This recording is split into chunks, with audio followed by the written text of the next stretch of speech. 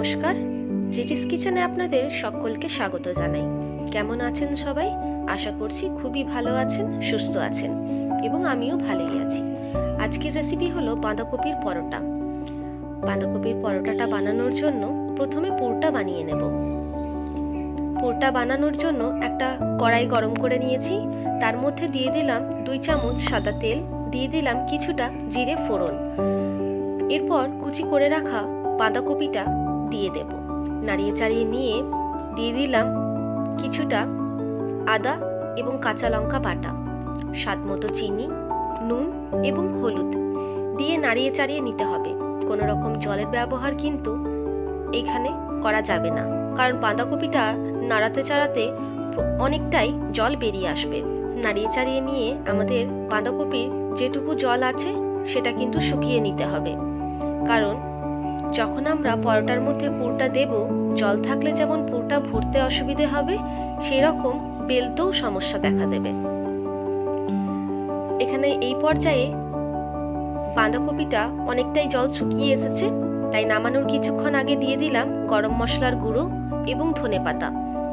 আবারও নাড়িয়ে চাড়িয়ে নিয়ে সম্পূর্ণ জলটা শুকিয়ে নিতে হবে। সম্পূর্ণ জলটা শুকিয়ে গেলে আমরা এটা ঠান্ডা হওয়ার জন্য রেখে দেব। ঠান্ডা হলে তবেই তো পুরটা দিতে পারবো।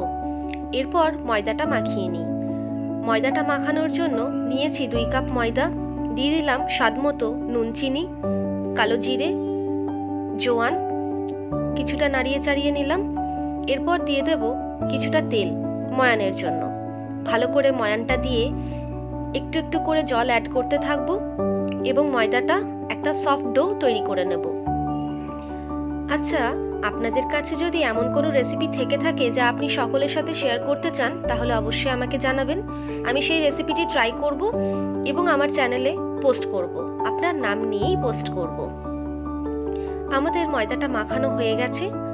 ময়দাটা মাখানো হয়ে গেলে ময়দার গায়ে কিছুটা তেল মাখিয়ে দেব এবং একটা সুতির কাপড় কিংবা থালা ঢাকা দিয়ে কিছুক্ষণ ময়দাটা রেস্টের জন্য রেখে দেব।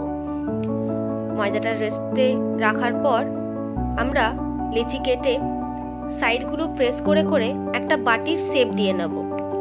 তার মধ্যে প্রয়োজন মতো পুর দিয়ে পরোটাটা বেলে নেব। ভিডিওটা ভালো লাগলে কিন্তু অবশ্যই একটা লাইক করবেন এবং সকলের সাথে শেয়ার করবেন। কিছু ভুল ত্রুটি থাকলে কমেন্টের মাধ্যমে জানাবেন, আমি শুধরে নেওয়ার চেষ্টা অবশ্যই করব। পরোটাটা বেলা হয়ে গেছে। বেলা হয়ে গেলে গরম তাওয়ার মধ্যে দিয়ে এপিট ওপিট ভালোভাবে রুটিটা সেঁকে নেব। সেঁকা হয়ে গেলে একটু একটু করে তেল দিয়ে ভালোভাবে ভেজে নিতে হবে।